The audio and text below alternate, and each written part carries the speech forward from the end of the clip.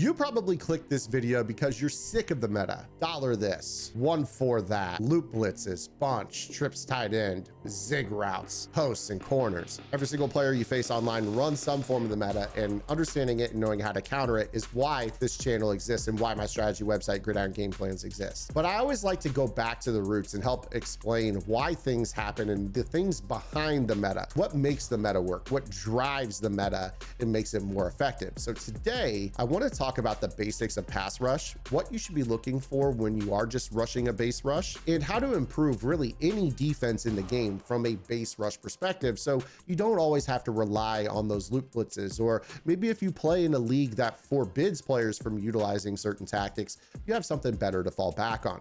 So make sure that you guys are subscribed to the channel, hit that notification bell, get out your notepad and your pen, and let's lock in. Now, the base rush, as I call it in any Madden, is any rush that rushes 4. I think that this can include 3 down lineman defenses for what it's worth, and I'll show you guys how to make that viable for you in this video.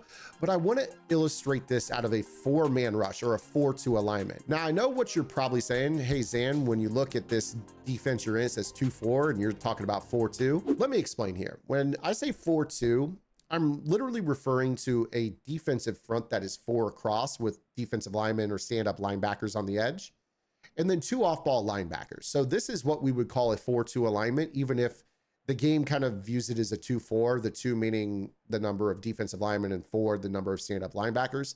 Again, when I talk about it, it's layers, 4 and then 2 behind it. Okay, so let's start off with this 2-4, 4-2, whatever you want to call it here. Now, any 4-man pass rush is going to rely upon that extra defensive tackle that a 3 down lineman defense doesn't have. Contrary to popular belief, and I know that the edge rushers of most of these defenses, they're the ones that pile up all the sacks and get all the recognition, but those guys can't do their work without a good interior pocket push from the defensive tackles. And you're going to have 2 different types of defensive tackles in a 4 down lineman defense.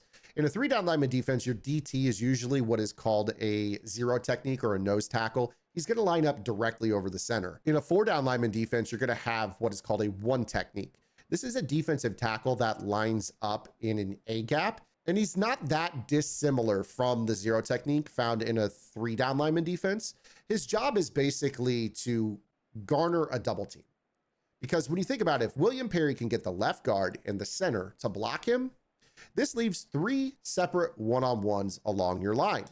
Your edge rusher against the left tackle, your other edge rusher against the right tackle, and this pass rusher against his guard. Now, we're going to go ahead and just kind of show you how this works in general. But this position right here, your 3 technique or your B gap rusher, is what is typically known as the piston of a 4-man rush. If this guy does not get upfield, you can't push the quarterback back into the edge. If the edges do their job and they get around, but there's nothing interior, the quarterback can just step up in the pocket. So this is why it's so important to have a good 3 technique or someone that can get upfield. Now, I know the Eagles used a rotational rush, but you think about the Jalen Carter and his impact to that Eagles front, it's undeniable how important that is.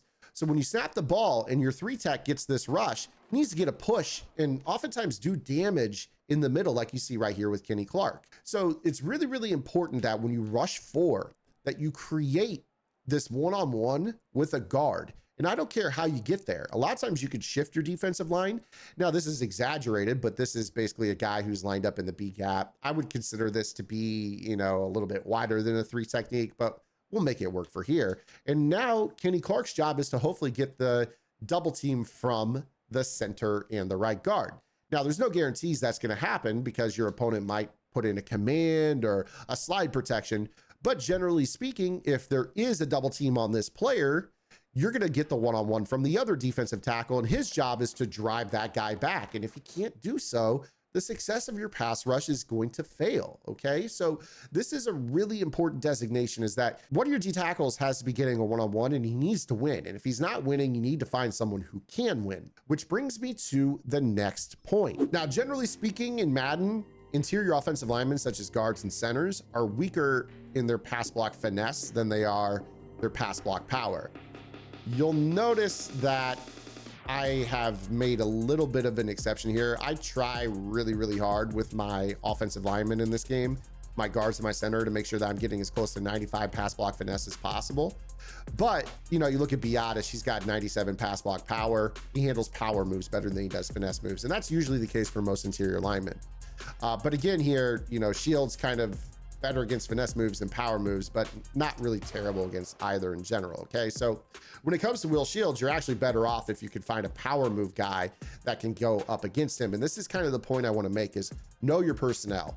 If you look at your opponent's offensive line, generally speaking, finesse rushers on the interior are going to wreck shop. But if you find a situation where you have a player like Shields on the field that you can isolate one-on-one, you actually want to get at him with a power move. Okay, so, you know, when I look at my defense, I'm thinking, all right, well, Kenny Clark against Will Shields, that, you know, power move is probably going to play up a little bit for us. When we go to take a look at that, he's going to have 96 power moves. So that's a good candidate to rush one-on-one against him. And then, of course, you're going to have items like Peppers, who have really, really high finesse move that, you know, he's going to be able to get at a guard, even if they do have boosted finesse move as well. So, you know, just again, know your personnel, know what type of player to put in what type of spot. But in general, my offensive line is really good. But we'll go ahead and kind of show you the value here of this as it pertains, you know, other positions on the field. So I'm going to actually kick Peppers over here to this defensive tackle role. And my hope is that him one-on-one against Shields, even though Shields is better against finesse moves, Peppers has still got a really, really good pass rush finesse that's higher than what, you know, Shields has as a pass block power. So you should see right here, Peppers just basically is able to disengage right away. And then, of course, there's the other factor that comes into effect here, and that is resistance. You see right there that there is 3 bars of resistance. If Peppers plays a move to Shields inside, there's 2 bars of resistance. If he plays a move to his outside shoulder, there's 1 bar of resistance. These things are super important too. You can't just rush the same guy on the same rush angle every single time. So one of the things that you might do, and this is just labbing, is if you know that you're getting a double team here and this guy's one-on-one, you might pinch and then crash right.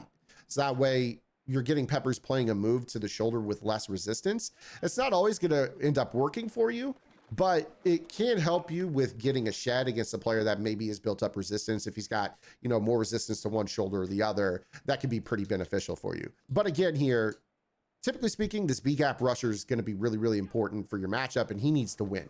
And if he can't win, you're not going to get production out of your 4-man rush. Okay.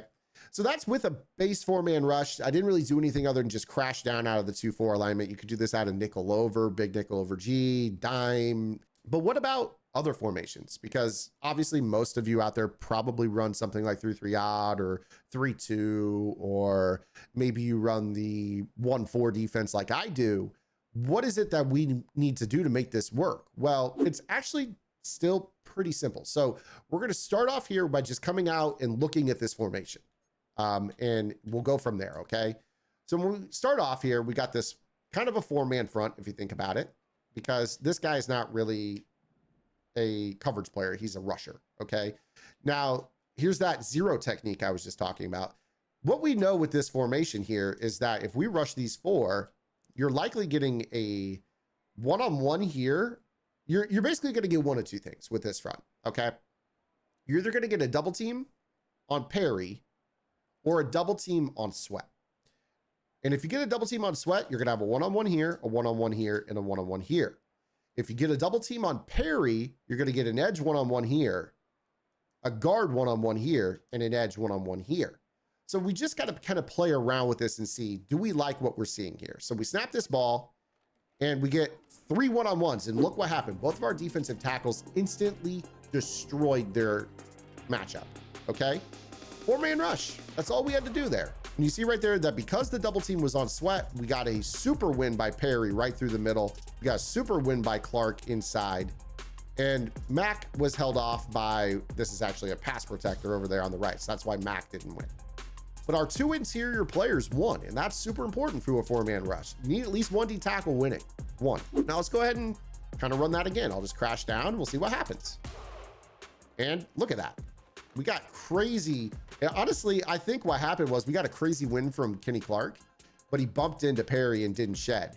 You kind of see here, I mean, these angles are very violent. Now we're seeing some resistance built up, but that's okay. We'll flip-flop and we'll make these matchups different. So again, we talk about resistance. You run the same guys in the same spots every play. That's not really beneficial to your success. So I'm going to put Clark there. We'll put Perry there. Let's see what happens here in this example. And again, this is nothing more than just crashing down and knowing where the double team is. You see right here, wow, Shields absolutely demolished Perry. So if you get to a point where your pass rush looks like this, you have to make some changes. So we're going to kind of shift this and try to build that 1-3 or that 1 technique 3 technique that we were just talking about. So if we shift to the left, lo and behold, what do we get? We get the 1 technique here and the 3 technique here. So instead of the double team over on Sweat and then one-on-one, one-on-one, one-on-one, we're going to get hopefully the double team on Clark here, one-on-one here, one-on-one here, and one-on-one here. Now, I do just want to say that both of my offensive tackles for my team have pass protectors. So that's why we're not seeing much influence from the edge. I've been focusing on an interior rush on purpose here in this video. But with the one-on-ones, you know, if you have good pass rushers and they don't have an ability, those guys can win as well. But the goal here is for Perry to be able to get this one-on-one and be able to get through the middle. Now you saw right there, he went to play a power move. He kind of bumped into a teammate a little bit right there, but you definitely noticed that he didn't get planted into the turf like he did on the previous rep. We'll go ahead and run this a couple times. You see right here, Perry able to play kind of a rip through the middle. You're noticing that impact. Now for what it's worth, this is not limited Perry. This is the old 92 Perry from like 2 months ago. Now, of course, if I wanted to, I could go ahead and, you know, sub this out. I've got Peppers again. Let's go ahead and go right back to the importance of that 3 technique and understanding what we could do. Yes, we have a better finesse move pass block on Shields than power move. He's more susceptible to a power move, but Peppers at 97 finesse move should be able to beat on a mostly consistent basis a 94 finesse block or a 95 even. So we snap this ball, just kind of let Peppers work. Now, right there, you saw immediately, for whatever reason, they double team Peppers. I don't know why that was. Maybe acceleration, he got off the ball super fast, but we'll go ahead and do this a couple times here to see if we can get that one-on-one. And there you go. You see Peppers and you're just seeing resistance. So this kind of notifies you that like, okay, he's not getting an instant win. He's not getting a secondary win. There's serious resistance built up. So this is where you just have to kind of understand, like, we have to make some changes here. So maybe we go ahead and we put Sweat, who's a 96 finesse move in this spot. Again, do not give up on your front just because it feels like something is getting blocked. There's a reason. It's either resistance or, you know, it's a pass rush rating of some sort. And you're seeing right there that he's walling him off pretty good. And, you know, we're not getting the animations we want. So what do we need to do? We probably need to flip things. So if we flip this, now all of a sudden, what are we doing? We're going to get hopefully the one-on-one here. Now this is DeMarcus Walker. He's not any good, but we'll see how he works as the one-on-one rusher. And boom, instantly. Why? No resistance to him. No resistance to him. Now, I just want to prove a point here. Marcus Walker on my team. This is like some mid-80s card, maybe a 90. I don't know the rating exactly. 91. We take a look at him. His rush moves are not that crazy. He's got 93 finesse move, but that was a fresh interaction, fresh resistance. And you notice right away, he was able to get that instant B gap one-on-one. See right here, our 1 technique is on the right side. Our 3 technique is on the left. You see the double teams exactly like we thought they would be. The 3 one-on-ones, again, we had the pass protectors on the edge, so nothing from the edge. But Walker instantly beats the guard and gets home. This is the importance of this. It is so very important that you guys understand that when you rush 4, those D tackles have to be pass rushers. They can't just be run stopping guys. And you have to be able to get after them, and you have to pay attention to resistance on this. So let's go ahead and kind of take a step forward. Let's go to like a 3-4 defense. I'm going to come out an odd and just kind of see what we can create here. So we'll go ahead and take a look.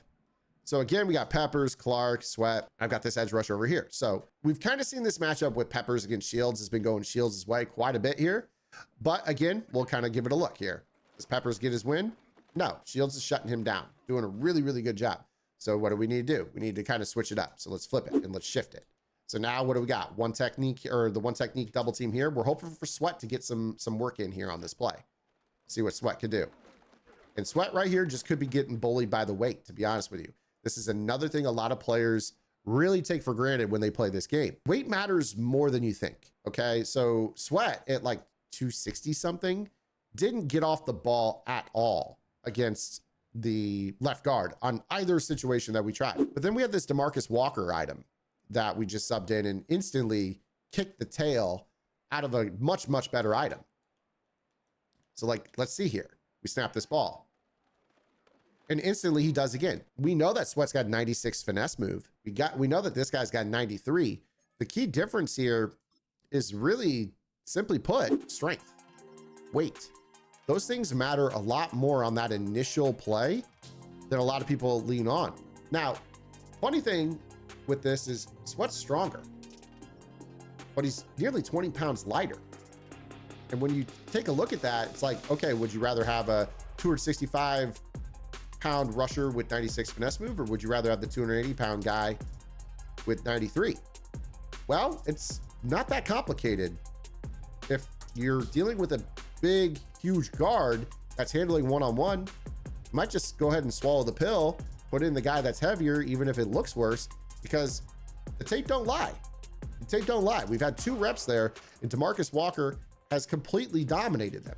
Now, again, resistance builds up, so eventually this is going to stop being the case.